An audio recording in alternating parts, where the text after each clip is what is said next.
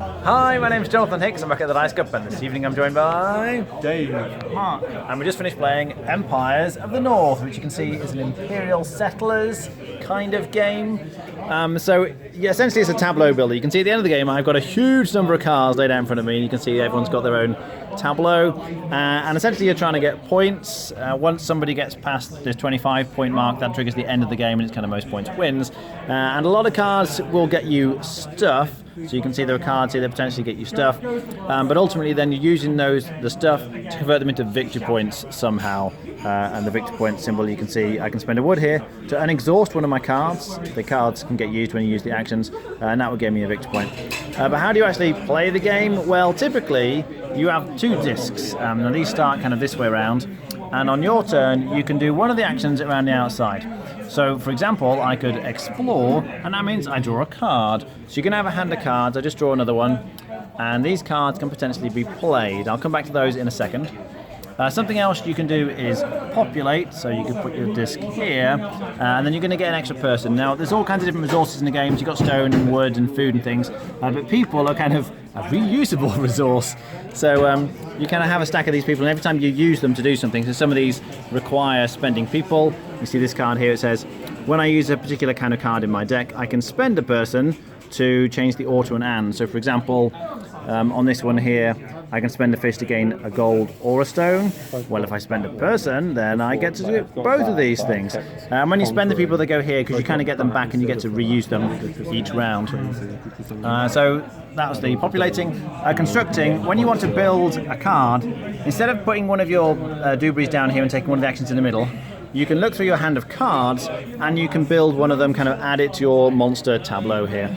And there's a cost at the top left. You see this requires a stone. This one requires a wood and a stone, but if you take the actual construct action in the middle, you can effectively build a card for free.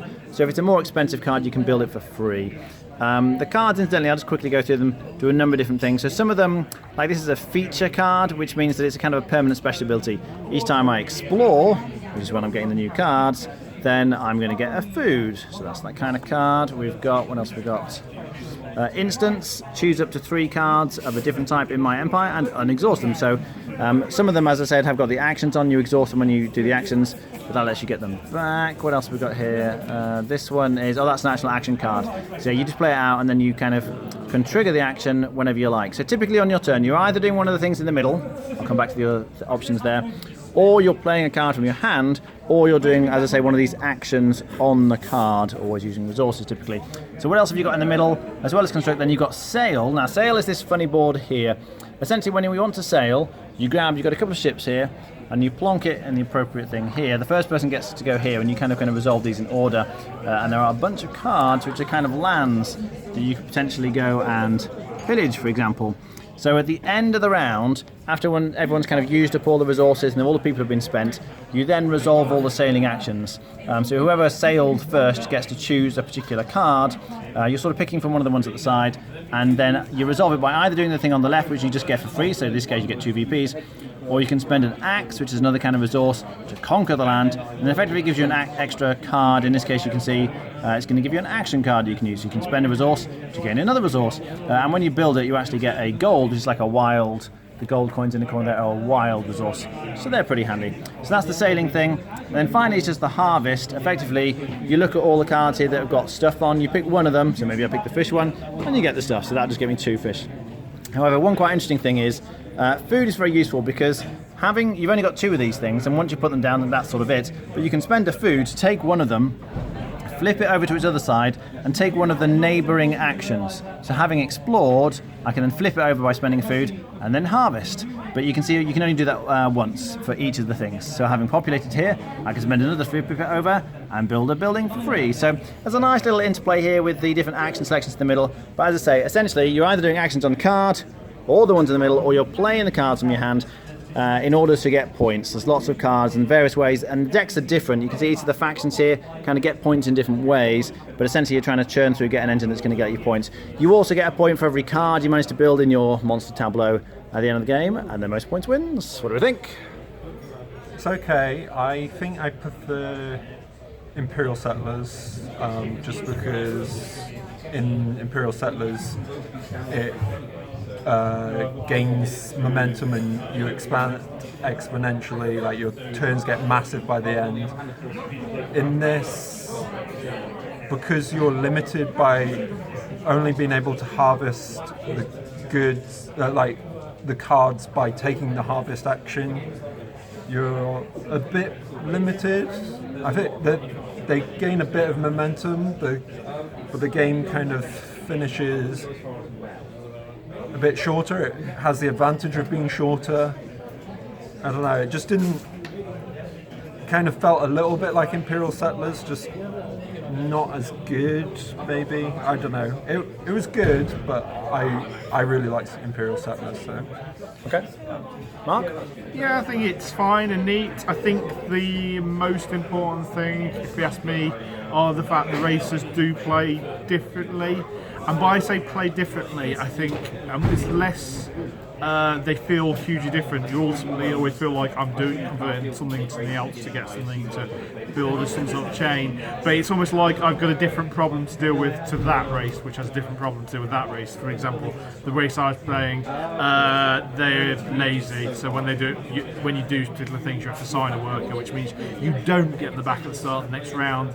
But I've played other ones, David's one's particularly good at shipping and that sort of style of things. So he needs to get a lot of points from exploring and stuff like that. So yeah, there are definite variants between the different races, but fundamentally you are just kind of building a different sort of tableau to everybody else. My gut issue with this is that nobody else could have sat around this table and I wouldn't have made much difference to me. That's a big issue for me. It's fine. I quite like the building of the tableau, and I get why you can't really have too much interaction, because purely you can hurt other people and make their game unenjoyable. That would be my negative to Imperial Settlers, is the fact that the attacking is a lot more aggressive than that. You can actually destroy stuff. So that's, well, in this you just say you can't use this card for this go, but next go you can.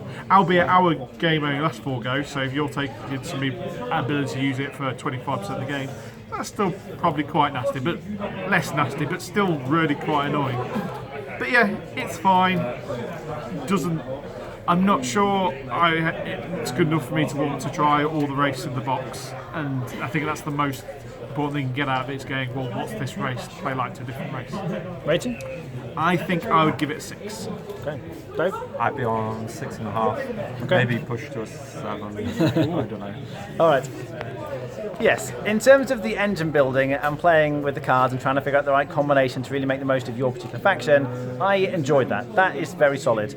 And the fact Mark said that you've got different factions means every time you're getting a new faction you've not played before, there is that little puzzle of how do I make this faction work? It's tricky though, because you're drawing cards out of a deck. Until you've played it once, you don't really know necessarily what the other cards are in the deck. It's hard to see what the best kind of engine is.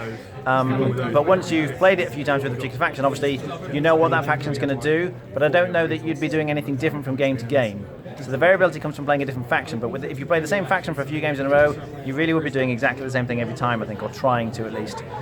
So while that bit, in terms of the engine building, is enjoyable, I've got a major but here, which is that it really is multiplayer solitaire. There's hardly any interaction at all. You have the axes which you can spend, like Mark was saying, you sort of stop somebody using one of their cards, but it very rarely happens, certainly in the games that we've been playing. So for most of the time, I just could have been playing on my own, and there's not really enough of a interest in the game for me to be doing that for this kind of length. It wasn't too long, but I would also be on a 6 out of 10. Alright, thanks for watching. That was Empires of the North.